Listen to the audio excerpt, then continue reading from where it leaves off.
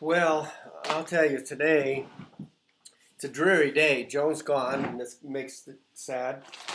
But she's going to have a good time. She's in Ray. So I was working on a few things in the house this morning because it's kind of chilly. And I was listening to a podcast that my son Charles turned me on to, Planet Money on NPR. And you can get it too. I'll tell you. Well, I'm shocked, is what I am. It's a good podcast. It's basic economics and some talk. It's good. It's about a 20-minute podcast a couple times a week. So look it up, Planet Money.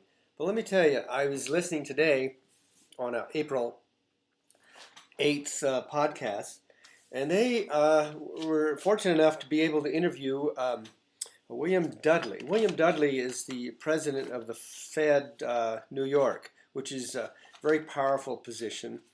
And he was very articulate. It was nice to hear him. He's relatively young. He's not, doesn't look as old as Greenspan, and he actually talks a lot clearer, much more clearly than Greenspan.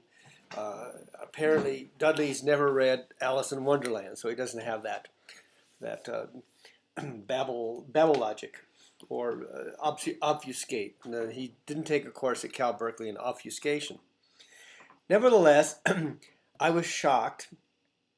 I was shocked at, and so were the interviewers on this program, that how, although it's like pornography, everybody knows what it is, but it's very hard to define it. And I think this is what he was referring to, is this bubble that we all experienced, the bubble, the financial bubble, which has caused a disaster in our economy. And he described it as accurately, of course, and clearly, which was nice to hear, But the important thing and the astounding thing was in this presentation is that he has recognized that perhaps the Fed should take, that's how we say, steps to identify asset bubbles in the future, and hopefully to mitigate the impacts of these by tightening credit when the bubble is due to too fast credit expansion. And what's really sad to me, what makes me sad, is that I took a degree in economics in 1964, before economics became econometrics, which was basically accounting took over economics, and theory took a back seat, because it was the beginning of the time where computers were available. Later in the late 60s and early 70s, we began to get access to computers and therefore could compute and try to solve accounting problems. Well, anyway, to make a short story long, I took this degree when we had to study theory. Theory, we didn't have to back it up with fact, which was really good. You know, it's my style because I'm not too, let's say, too enamored with facts because there's too many of them, and so I don't like to deal with proving myself right. I just prefer to rant. It's a lot easier, you know. Anyway, I was surprised because back then we studied economics, and Keynes seems to be the man that we focused on and as I say, swarmed around, and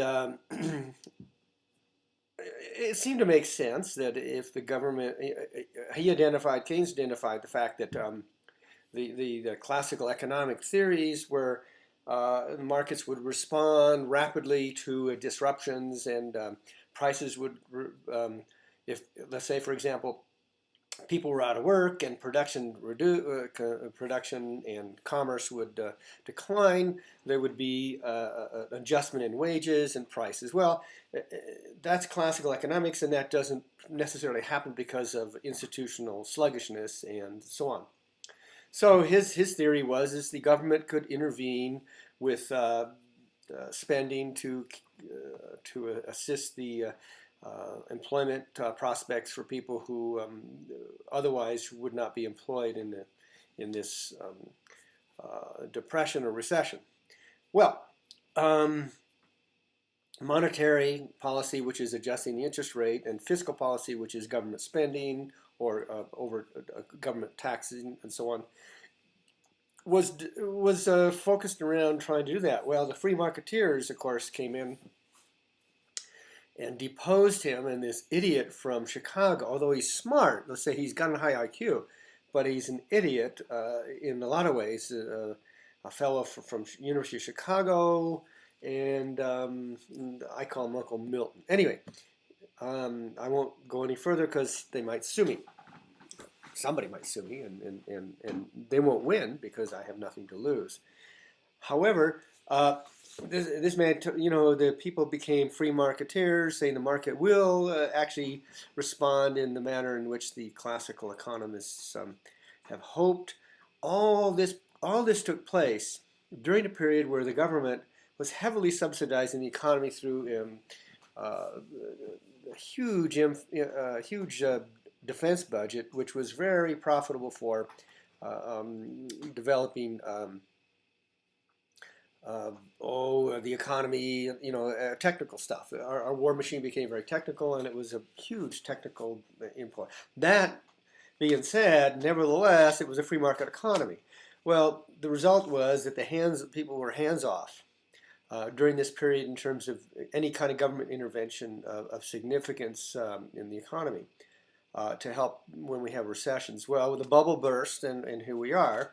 And the Fed now is just, people are saying that right now it's about time maybe perhaps to think about this again or revisit it. Or from their point of view, it's never been revisited because it's something new that the Fed has done.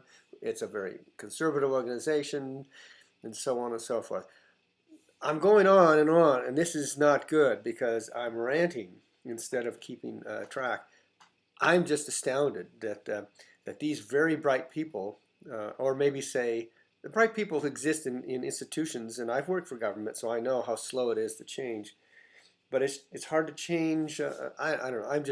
I'm pissed. That's what it boils down to. I'm pissed that the best minds can't get this done because there's this religion of the free market, and the hell with it. But the coffee's good. All I can say is the coffee's good. So we'll see you later. I'm sorry to rant and all that.